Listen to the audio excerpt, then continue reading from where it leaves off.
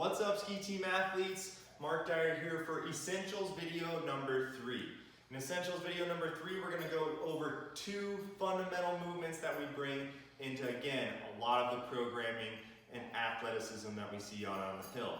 So again, the first one we're going to go over is super important. We touched on it a little bit in Essentials video number 2 on the squat pattern, and it's core bracing. So in the squat pattern video, I talked about creating pressure with your trunk by taking that big breath. So again, what that is doing is stabilizing the core. And that's called a core bracing movement. We want to do this for all of our lower body and upper body exercises. The core should be engaged. Now, to go over and to get you guys to understand what core bracing is, we start on the ground. So if you lie on the ground, fully on the ground, shoulder blades down, you'll feel your lower back want to pop off the ground. There's even a little gap, and you can feel that with your hand. That lower back is creating an arch. So what we do when we core brace is we stabilize and lock that lower back in. So again, you can feel the gap right here. And then when I think about bracing my core, I'm thinking about bringing my ribs to my belly button to lock that core on the ground. Now there's no gap. Right now there's no gap under there. My core is braced. And this is a great exercise. This is called the hollow body hold right here. And this is a great way to work on that fundamental movement of core bracing, right? So that is one movement that we bring into everything, into our squat, into our hinge. We always want to have a braced core to stabilize our spine and our trunk for any movements. So with that in mind, we're now going to go over the hinge pattern.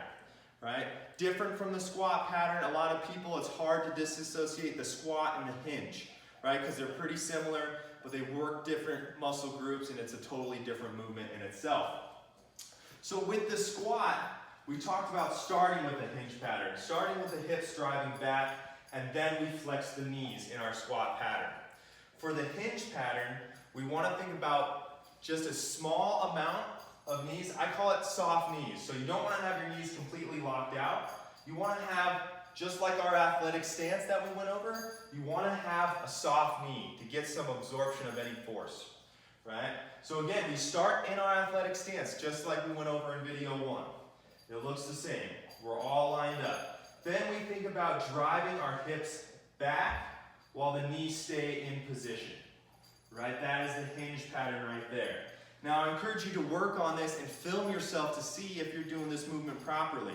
You'll be able to see whether or not you're getting that upper body stabilized with a neutral spine or you're dropping your knees too much. It's always a great idea to film yourself in these movements to critique and see where you need to make improvements. Now one of the biggest things I like to incorporate is the wall test, right? So I like to say step about a foot away from a wall, and then you want to think about touching your tailbone to the wall, right? So if I flex my knees, my tailbone's not going to hit that wall. But if I use that hinge pattern, use my athletic stance, I use my hinge pattern, push, push, push, boom. I felt my tailbone touch, and then I come back up to a standing position. Now that's that hinge pattern. Disassociating knee flexion from hip flexion, right? So that is an essential movement that we use to create a lot of force from the hips is that hinge pattern. Now one thing you might feel yourself do or see yourself do is collapse at the upper body, right? And not maintain that neutral spine. So again, film yourself to see if you're doing that. Again, we want to think about bringing that athletic stance into this movement. So again, our upper body is tall, our shoulders are rolled back to open up that chest, and we keep that position as we drive the hips back, right? We're getting that full range of motion in the hips. So I encourage you to play around with this one, see the difference and feel the difference between the squat and the hinge.